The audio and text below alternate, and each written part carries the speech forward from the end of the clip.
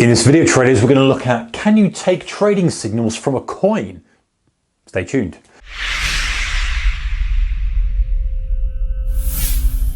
Hey guys, warm welcome to you. So I've heard this multiple times and it kind of makes sense on the face of it, right? The thing is this, the theory is this, you have a coin and you use it to take trading signals.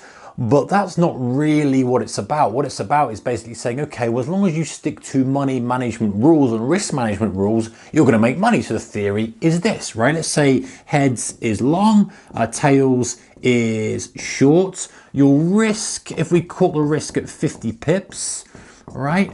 And your reward is 3 times that, let's say twice that at 100 pips. So the idea is that if you stick to this money management strategy, whatever the signal is, you will make money. And it makes sense in theory, right? It makes sense that, you know, you're basically saying, well, the entry could be random as long as you're sticking to this fundamental principle of 2 times your risk or 3 times your risk, whatever it may be. Your reward is 3 times your risk, should I say. You're going to make money. Now here I think is where it trips up. This is why I believe it's a myth, and I'd love someone to kind of prove me wrong and put me a link to something in the comment section below that discredits this video completely, because I thought about this a little bit and it's kind of the concept of the efficient market theory. Now I'm a bit of a component of, I think the markets the majority of the time, or a lot of the time, are efficient. In other words, they go up, they go down, they up a bit, down a bit, and they're kind of, there's no real edge there. But then some of the time they're really super inefficient, and that's where I like to sit in there as a trader to capitalize on the inefficiencies, the supply demand imbalances, all that kind of stuff. And I think that a lot of the time we can get caught up in when the market's just doing something and nothing. That's just my take on it. There's serious economists who think that it's efficient all the time, and there's probably serious guys on the other side of the coin who think that it's inefficient all the time. I think that there's a slice of two. So that's why I think this is a fallacy. Why do I think this is a bit of a fallacy? Because if you look at a chart, okay, and we have a chart here, and we say to ourselves, right, our risk is 50 pips, our reward is 100 pips. And we took a coin out. In fact, if I got a coin in my pocket, I probably don't have.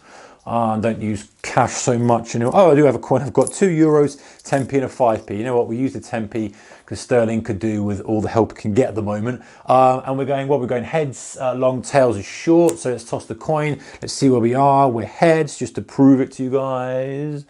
If you see that, we're heads. So we are going long, right? So that means we are long here, and we're looking for 100 pips target here, plus 100, and our stop's going to be at minus 50, right? So we're chugging along. Market goes up a little bit, market goes down a little bit. In this case, it stops us out for minus 50 pips, right? And I'm just making it up. It could have gone up. But the point is this. The chance of it going, let's say 50 pips down, is 50%. If you believe the markets are efficient most of the time, which is what my kind of belief is a lot of the time they are, then you really don't have much of an edge. In other words, the chance of the market going up 50 pips is 50%. Chance of it going down, let's just put up 50 pips. The chance of it going down 50 pips is also going to be 50%, right? Because it's either going to go up or down at one point. It's going to hit one or the other at some point in the future. We're not talking about a time restriction here. We're just saying at some point in the future, it's going to go up or down. If you look at the way the binaries are priced, the binaries are priced exactly like this. They basically say, yeah, you know, it's 50-50 short, and they kind of add a spread to it and stuff. But then if we start saying, okay, what's the chance of it going up 100 pips? Okay, well, the chance of it going up 100 pips is still 50%. If we go 50-50 up 100, down 100, it's still 50%. Up 1,000, down 1,000, still 50-50. But when we start to skew it, this is where things get a little bit more interesting. Because when we start to skew it, the chance of it going 100 pips before it goes 50 pips in one direction is going to be half the amount. If you look, again, if we're kind of going along the whole thing of its efficient market hypothesis, it's going to be a 25% chance of that occurring, because mathematics and options theory and all this kind of stuff says, and I'm not a big huge maths guy, but this kind of makes sense to me, is that you know, for 25% chance, because we've got something that's twice as far. So it's half as likely to happen.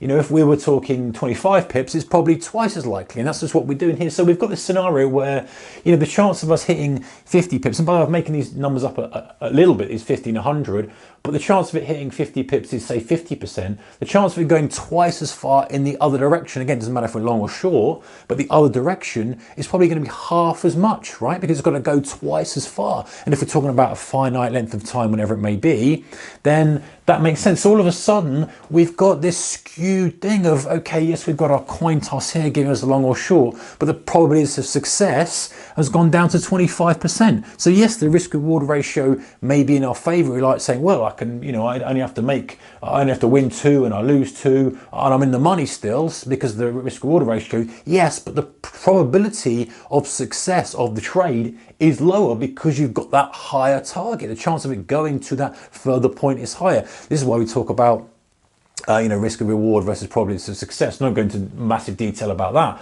that. So this is why becomes a little bit of a fallacy, because the point is saying, well, it doesn't matter what the trigger is. If your risk management's in place and you've got that multiple of R, you're going to make money. I'm kind of debunking that a little bit here. And again, if someone can debunk me, then stick it in the comment section. But, you know, if you're thinking about the odds of it going twice the distance is half it's half the probability. So that says, well, what's the point in having this then? But that's when it comes into our edge, guys, because rather than using our 10p piece or €2 coin or whatever we've got in our pocket, we don't want to be doing that. We want to be trading these when we have a chance where there's a probability of success is higher, i.e. we've got an edge. Now that might be some sort of technical pattern that we've back tested and or we've got good reason to believe has continuity. It might be a trend, it might be any of these kind of things that we talk about in terms of setups. When that then skews in our direction, the probability of success is reasonably high, then we can add this as well, the risk reward ratio. All of a sudden, that doesn't just become efficient market theory of, okay, it's going to be, you know, twice as likely to hit our stop than it is our target, because this is no longer just a coin toss. It's something based on actual research or trading acumen, if you like, or strategy. And then that makes that better than 50-50. It makes it more skewed in our favor. Anyway, guys, and that's my take on, can you take trading signals from a coin? If you want more on this kind of stuff, if this kind of stuff interests you, if you're one of the traders out there thinks, you know what, this makes sense, it makes me think a little bit more about my own trading, makes me think a little bit more about, you know, how I can perhaps develop some strategies to take some more money out of the market, how I can improve my own trading, don't lose so much, this kind of stuff, then make sure you are subscribed, because we've got some really good stuff coming up. Hit the subscribe button and make sure, I would say stick notifications on, but you know what, don't put them on. The last thing you want is a big thing popping up saying there's a new video. Subscribe is good enough, because at least you'll know when there's a new video coming out, and we're going to do more on this kind of price action based stuff in the future. So anyway, if you like this kind of stuff, thumbs up is appreciated, and again, comments in the comment section below if you don't think this is correct. I would love to hear you guys' views. Take care, bye bye.